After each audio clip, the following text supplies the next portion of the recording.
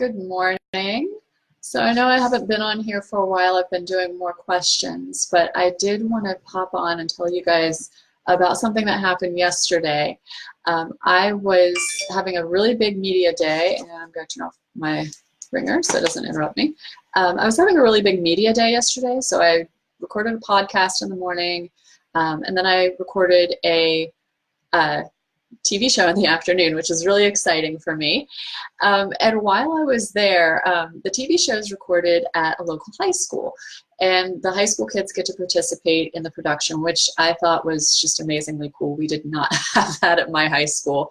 So it was really neat seeing the kids come in and like step into that role and learn about how to produce a TV show. And once I was done talking, the teacher who was, advising them and helping them through the process came in and she said, "Hey, I have a student who wants to talk to you." And it's like, absolutely, I love talking to kids about writing. So I went back, and you could tell he was a little nervous about talking to me. And this always cracks me up because I've actually had a couple people be like, "Wow, you're some famous person." Like, I'm not a famous person. But you could tell he was a little nervous, and he's like, "I know you've written a lot of books, and I wanted to talk to you about some books I wanted to write." I'm like, "Sure, hit me with it. I'm really excited for you. Let's talk." So he starts telling me about this series that he's planning and all these ideas he has. And he was a little scattered in it, but you could tell he was just so excited. He's like, "One of the books is going to be this, and one of the books is going to be this, and another book is going to be this." And I'm like, "All right, hold on." So we talked about what he was actually planning for the whole series. And yes, this does relate to nonfiction too. So if you're thinking about doing a series of nonfiction books, then this is good information for you. The first thing I asked him was, is this something that is going to be sequels, so you will have to read them in a certain order, or is this going to be something that you need to just focus? Is it all like different stories within a certain world? So to make that for you guys, if this is something that you are writing, here's for beginners, here's for intermediate, and here's for advanced, that would be something you would need to plan for your books. So just a tidbit of information there. Or is it something that would be all standalones? But so it would be for the same audience, but it would be separate pieces, maybe. In his case, he wanted to write different stories. So they were all based in the same world, and the one was a story about this one guy and how he lost his eye. And he was going on and on about how he lost it and what happened to the guy and how it impacted him. And we talked a lot about that specific story. And I've had a lot of people come to me and say they want to write a lot of books. So these are just some of the things that I've been thinking about. You have to plan out, if you plan from the beginning that you want to write a lot of books, plan that out and say, all right, this one's this, this one's this, this one's this. Here's an overarching theme. These are my audiences. This is who I want to work with on these, and make sure it works with your business. And then second, if you are looking at these things, one of the questions he asked me was, how do I start out? I don't know how to start the book. And that kind of made me stop and go, oh yeah, that could be the toughest thing, because when you sit down, it doesn't always just come flowing out, and you want something that's going to hook people from the beginning, which is why I always walk people through a process for their introductions, because you want to make sure you have certain things in place for that introduction when you're doing nonfiction. You want to make sure that if somebody picks that book up, that they go, oh, this is for me. I see me in this introduction. This is the person she's calling out. This is the person she wants to help. And this is really cool. So there are certain things that I always say, hey, put this in the introduction. We talk about that in Brilliant Business Book Intensive. But for the fiction book, I had to kind of step back and go, okay, well, I haven't written one in a while. What are some different ways to start out? So I started giving him some suggestions, and I said, well, you could talk about, you could do like a flashback where he's remembering how he lost his eye, or you can start in that space, where he's actually there, and this is how he loses his eye.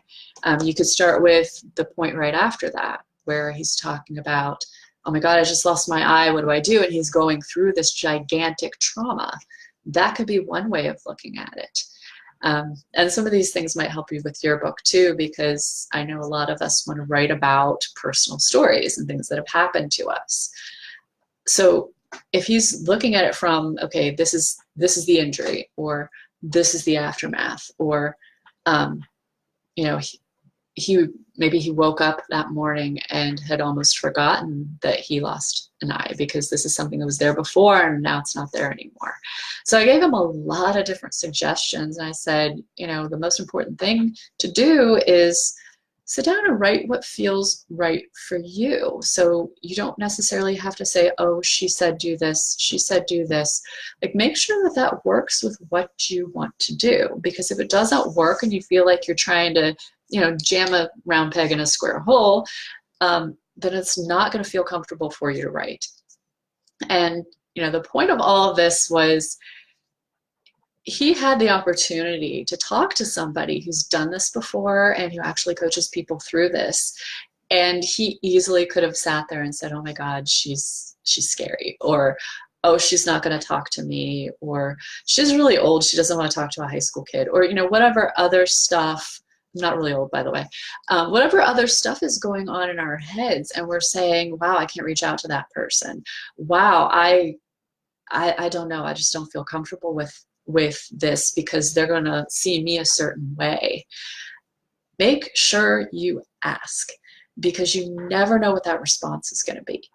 I had a really great conversation just for a few minutes with this kid, and I'm hoping that by talking to him about his books, that I actually inspired him to go home and write. And I'm hoping that he spends his whole weekend writing, because if that's something that he feels really passionate about, then that's what I want him to be doing.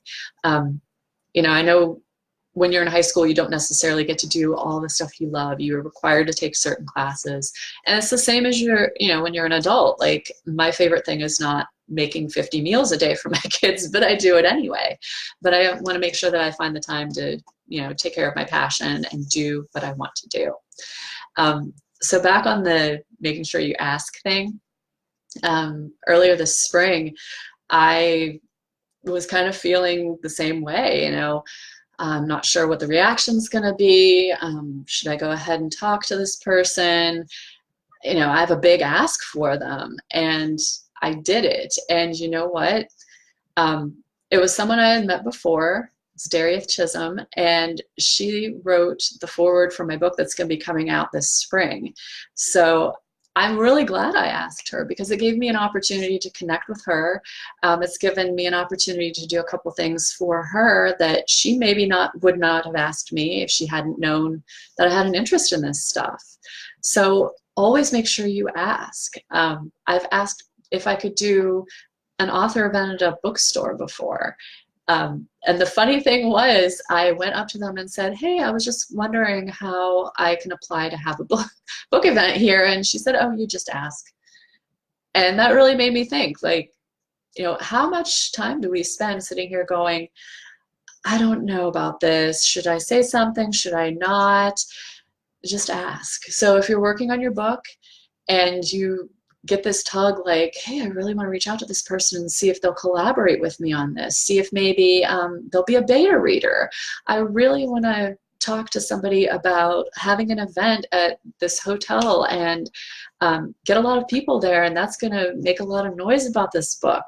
I'm going to do a workshop, and I'm going to give everybody a copy of this book. If those are the kind of feelings you're having, then go ahead and start looking into it. Don't hold back. Make sure you ask. So I'm going to wrap this up because this is shockingly long. I don't usually do long lives, but make sure you ask. So if you are working on your book and you liked some of the stuff I was talking about with like the introduction and stuff, make sure you reach out to me, ask me questions. And I always have my programs if you feel compelled, like, this is it, this is the time, and we need to start on this book. So I hope everybody has a great day, and I will talk to you soon.